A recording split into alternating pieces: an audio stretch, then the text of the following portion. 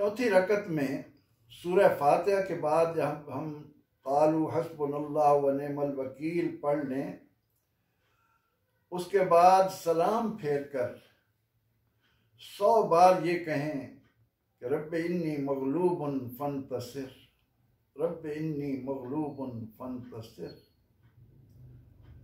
हज़रत शाह अब्दुल अज़ीज़ मुहद्दिस देलवी रहमतुल्लाह अलैह फरमाते हैं कि ये अमल बड़ा मुजर्रब है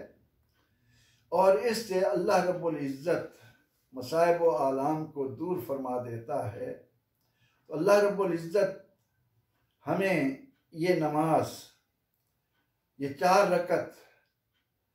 जिसे बयान करने के बाद हज़रत शाह साहब रहमतुल्लाह अलैह फरमाते हैं कि हज़रत इमाम जाफ़िर सादिक रज़ियल्लाहु अन्हु फरमाया करते कि ये चारों आयात कुरान करीम में इसमें आज़म हैं। शाह साहब ने हमें अमल दिया, इस पर हज़रत जाफ़िर सादिक रहमतुल्लाह ताला अलैह का ये कौल हम तक पहुँचाया, तो यकीनी तौर पर अगर हम में से जिसको तौफीक मिले और जहाँ तक हो सके इस बात को पहुँचाया जाए कि आज जो सूरत हाल है उससे नबर्द आज़मा होने के लिए इस यकीन के साथ कि होना तो वही है जो हमारा रब चाहता है,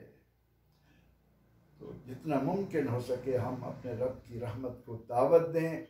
ताकि अल्लाह रब्बुल इज़्ज़त अपने बंदों पर मेहरबान हो जाए और हमें इस इंतहाई ईज़ा देने वाली तकलीफ़ से निजात अता करे। आमीन।